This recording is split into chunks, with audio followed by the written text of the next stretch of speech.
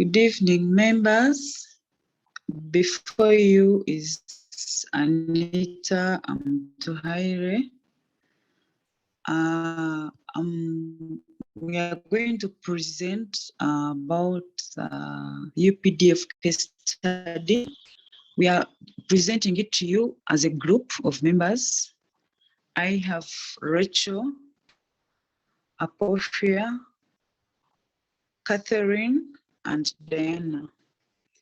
I'm beginning with the introduction part of it. Let me first read to you the question. Rachel, help me share the question.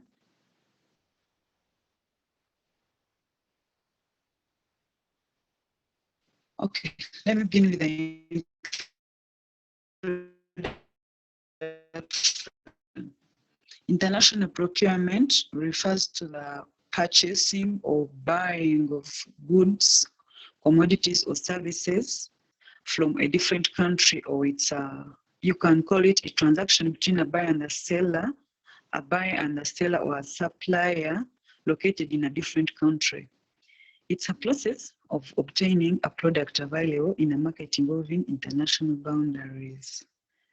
It has, we also have specification under our introduction part of it, which is defined as a statement of needs or details of what the procurer or the buyer wants to buy, and consequently what the supplier needs to supply. That is what we call specifications. Under the challenges, we have challenges, some of the challenges that are faced under the international procurement.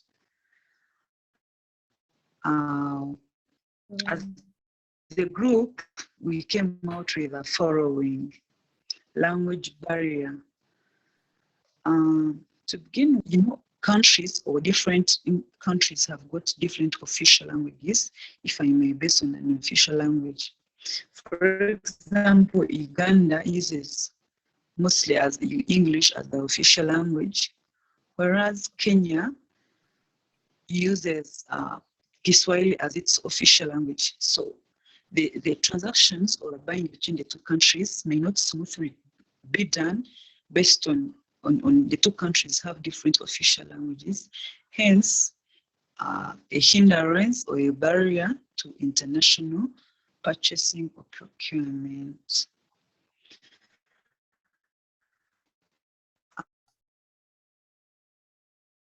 Thank you, Anita. For a buyer from, okay. Yeah, perhaps Kathy can proceed. Thank you so much, Anita.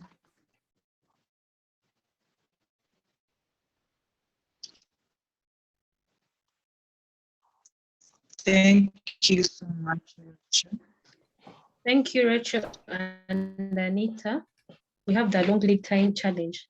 Since we are handling international procurement, and this is basically between two countries, the time will bring in a challenge of fast service delivery. The service delivery will not be quick.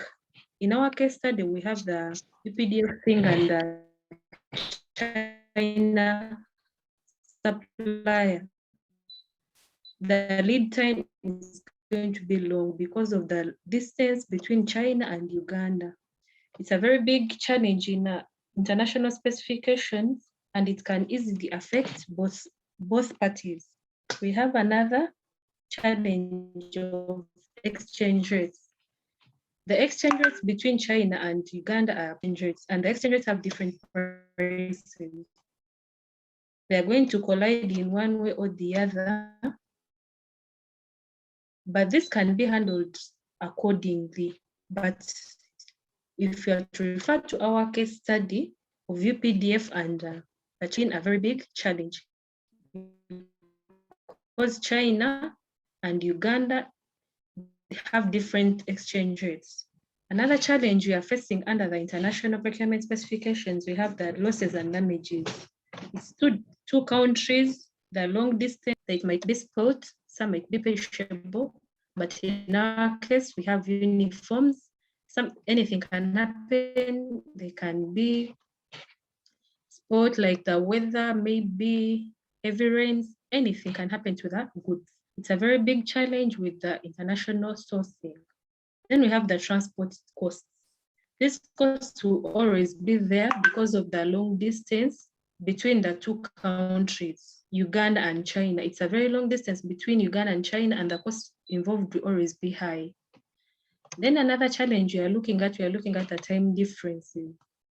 You find the time the procurement was made of the uniforms between Uganda and China, the time zones were totally different. This is a challenge because in case you want to make a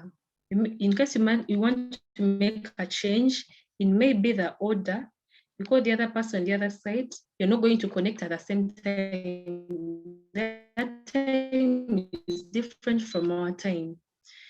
With those, we shall look at the remedies which my fellow Apofia is going to take you through. Thank you, Kathy. To add on what has been said on international procurement, and I think with the challenges that are faced in international procurement, we can have solutions for them that the procuring and supplying entities can put in place, like doing due diligence. Procuring entities should do due diligence before they sign contracts with suppliers, to be sure that they are dealing with legit suppliers, and to be sure that where they are putting their money, they will get the right goods that they are purchasing. Like in this case of UPDF that we are looking at, if they had done due diligence, they wouldn't have gotten poor quality products, because they would be sure that the organization they are dealing with can produce proper, good quality products. Then is contract management. Entities should have written documentation with the suppliers. When you have a written document, there is no way the supplier will supply what you did not specify in your specifications. So I think if international procuring entities have written contracts, it will help them to get what they really ordered for, or what they paid for, or the value of their money. And they'll know, it will even help them to sort the disputes in case they arise. Also, they could do sampling.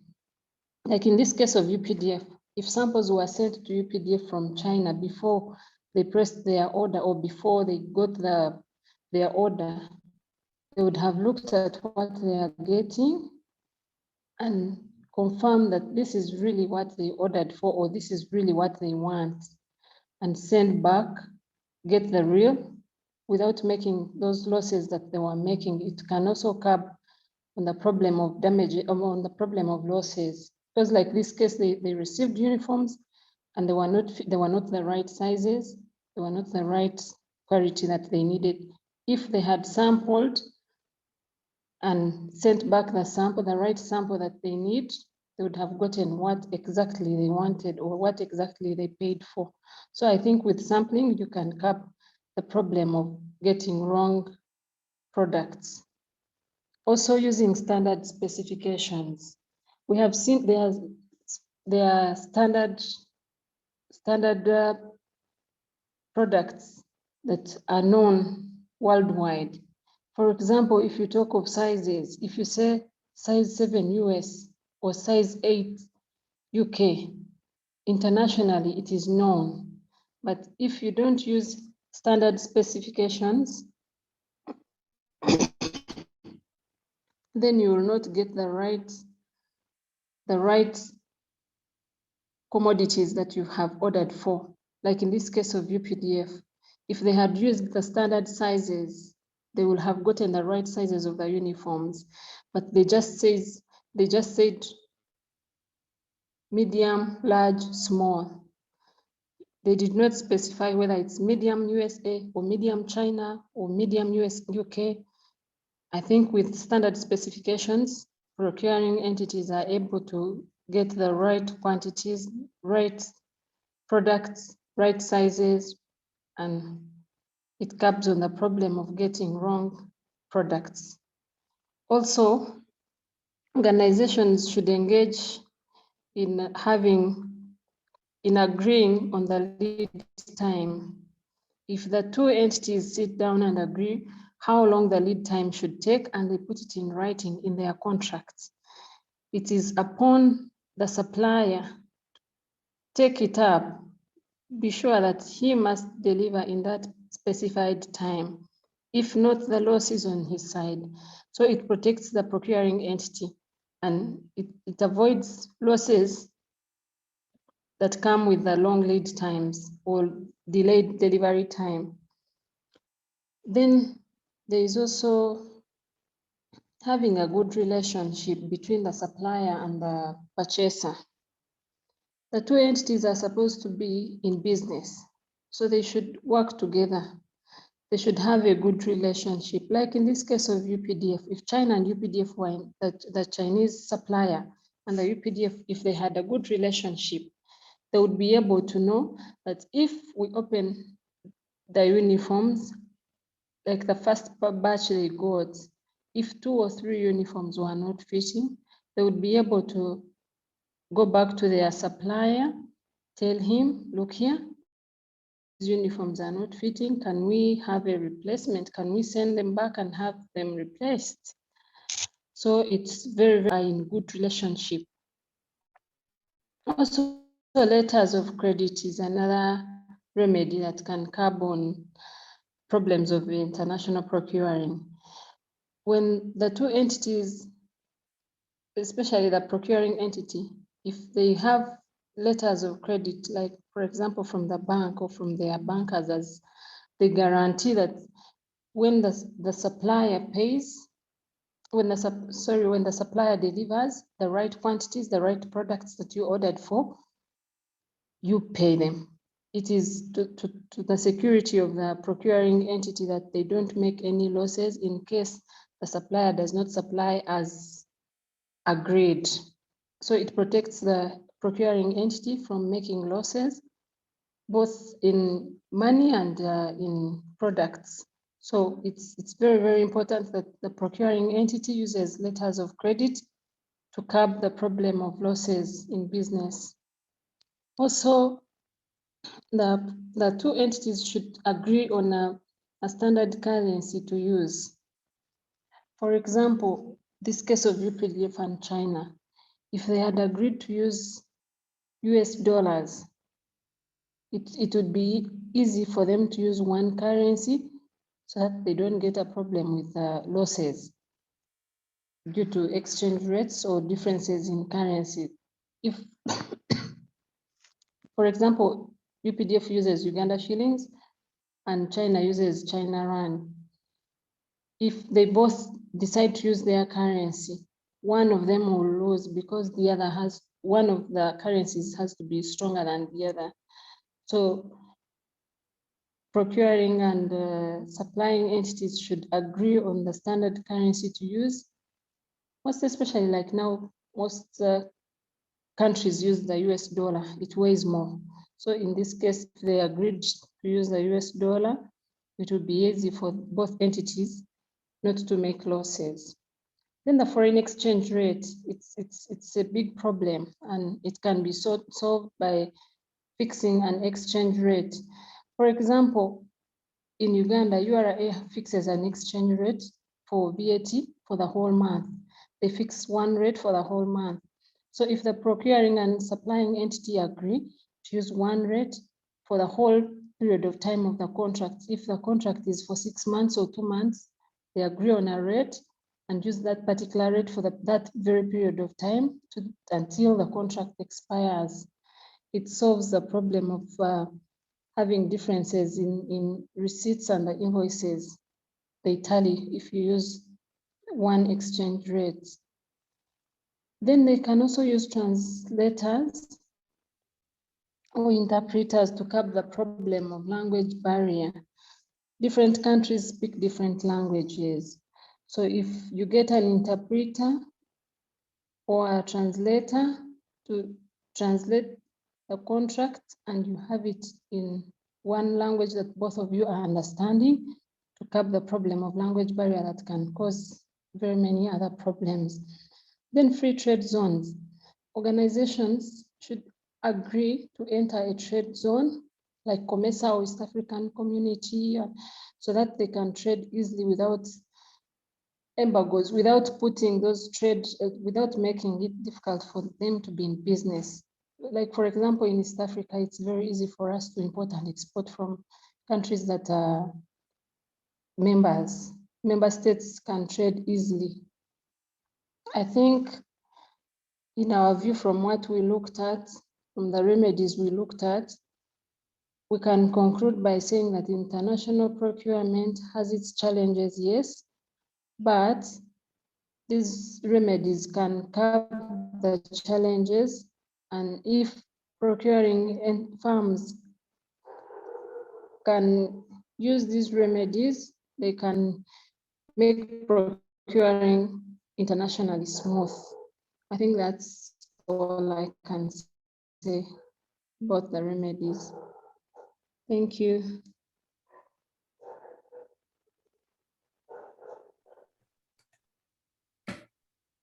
Thank you very much, Apofia, Catherine, and Anita.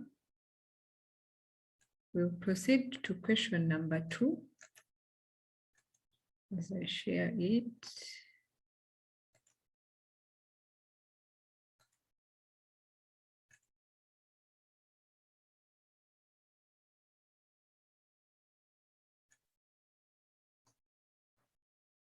Okay.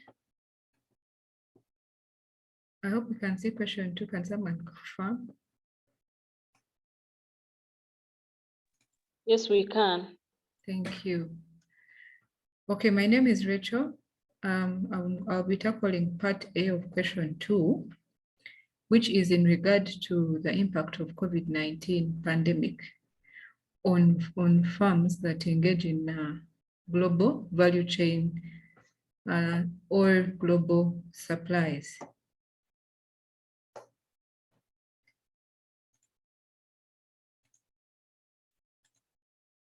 Okay. I'll start with defining what global value chains are, or global supply chain. This basically refers to the people, their roles and activities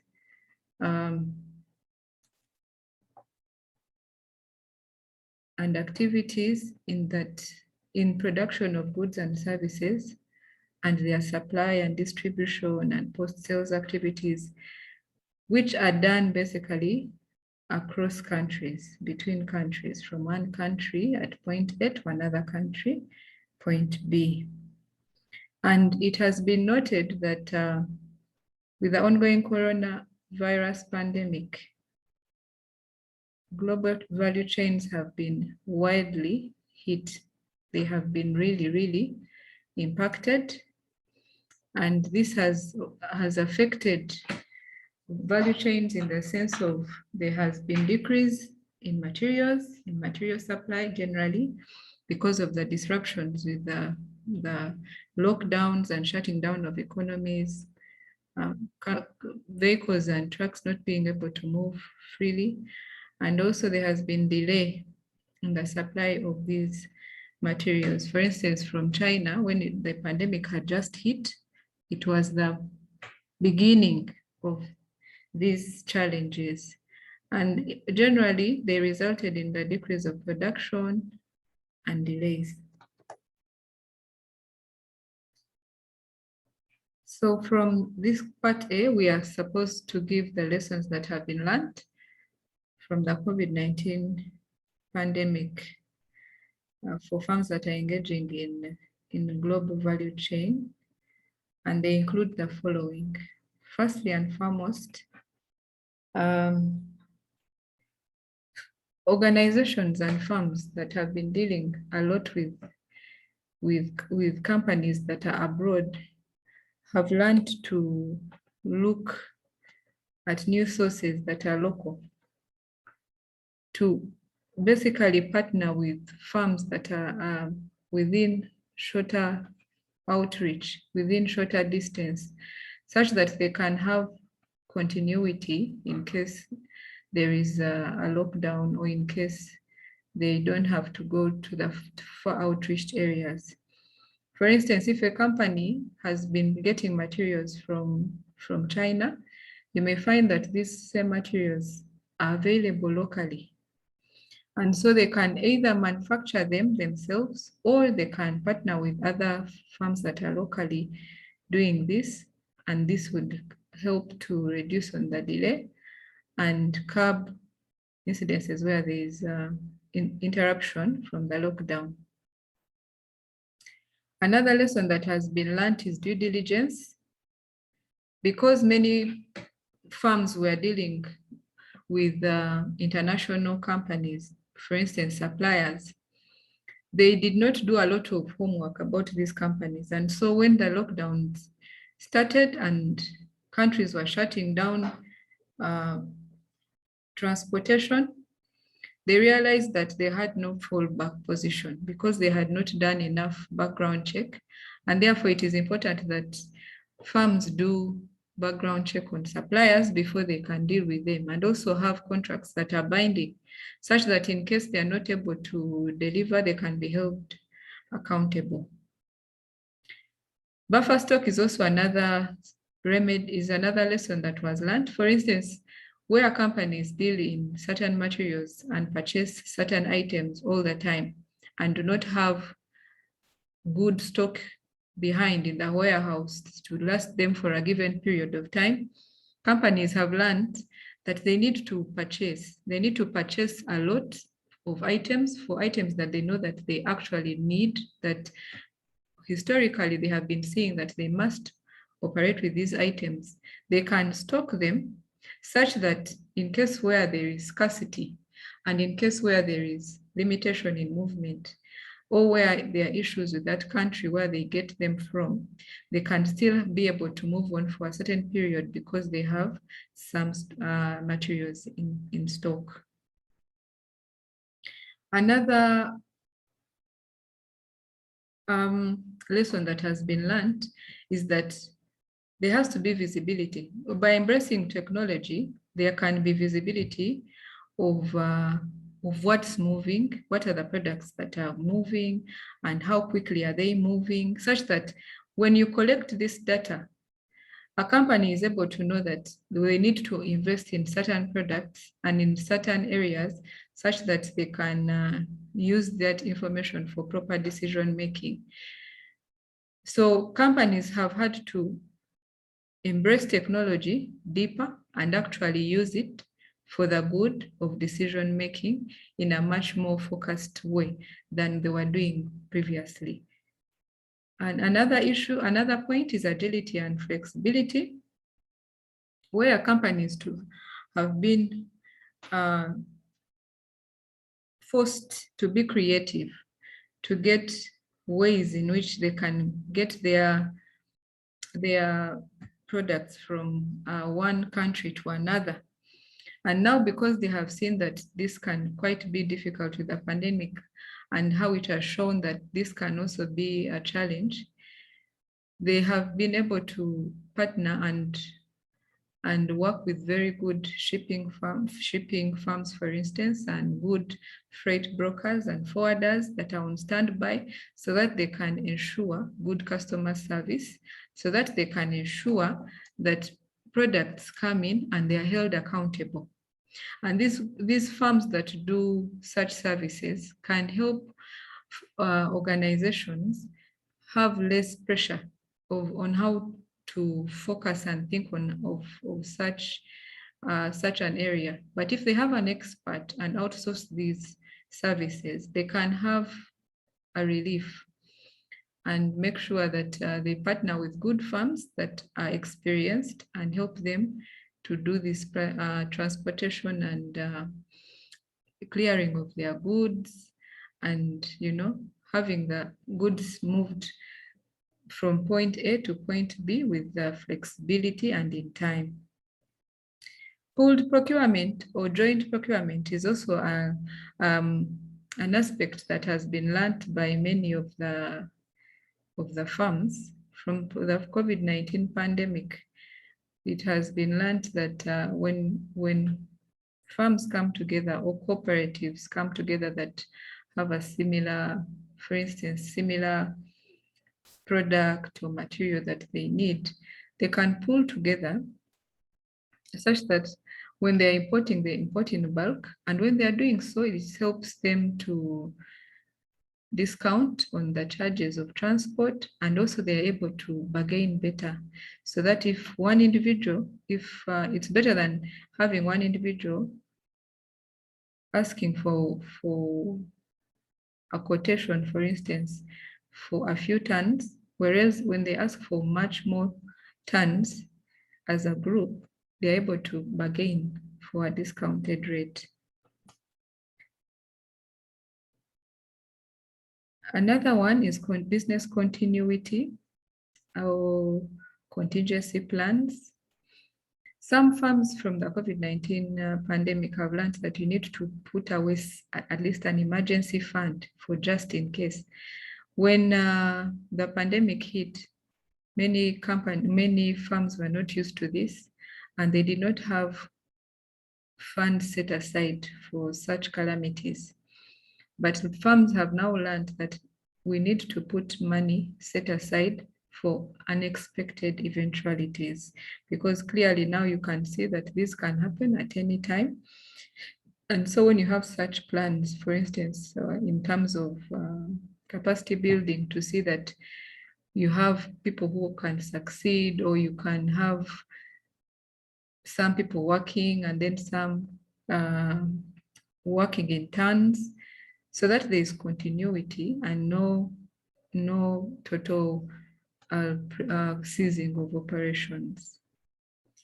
Okay, those are the lessons learned. I'll quickly hand over to Diana, my colleague, to take you through the range of strategies. Diana, we have only less than 6 minutes left. Hope we can submit quickly. Over to you, Diana. All right, thank you, Rachel. Good evening, everyone. Here, part B of the question, it says the range of strategies, options that can be designed and implemented by organization. So the first strategy we looked at is resilience. Here, companies are able to stand up in case of anything. In case like this pandemic, some companies were set back, but due to resilience, they'll be able to stand up and keep going so that their thing can keep on moving. The productivity, the whole thing can keep on moving. Then looking at relocation, the companies, if we look at maybe the floods, we are not looking at COVID only, we are looking at many other pandemics that may come in. So if we're looking at floods, here a company will be forced to relocate to a different maybe country or area so that they can continue moving in order to give the clients what they're expected to. And looking at digitalization, here the strategy of digitalization helps companies going like they go on internet. They'll be able to purchase online, delivering will be cheap more than going and reaching there one-on-one. And this will help the company to keep going in case of any pandemic. Then looking at multiple suppliers, the companies will be able to push because they have a lot of people giving them the product that they really want. Looking at a company, okay, let me say like a supermarket that has suppliers of bread. There's Chidawalime, there is many other types of bread. So in case of one supplier going backwards or not being able to supply, there will be another supplier who is bringing things for the company to keep pushing. Looking at customer and contracts management, here we look at mainly documentation. You have to follow and see the things that were documented in the contract. Is it to look at and follow the things that were documented at first when the contract was being signed, to follow up, and they have to be fulfilled as they were expected to. Then supporting local suppliers. This will help the companies to keep moving, being that you cannot get goods from abroad or overseas. The local suppliers will be able to give you what you want if you have supported them. So now the company will be able to push on. It will have to continue because it is going to be getting the commodities that the clients want.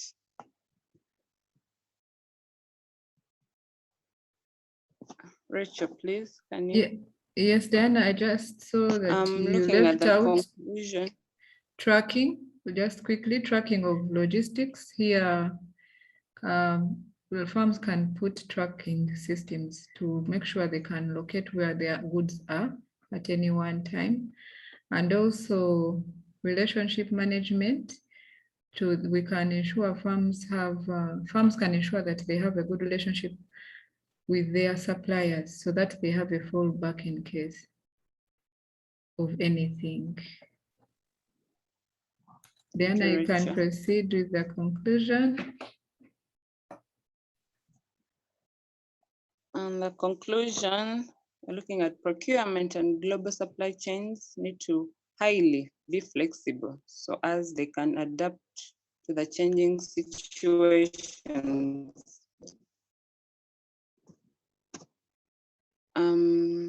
To the changing situations in case of the pandemic or any other thing that may come up that will disrupt their serving.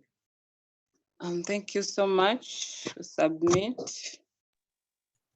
Thank you, Diana. Thank you. Rachel, you can. Okay, I'll end it now.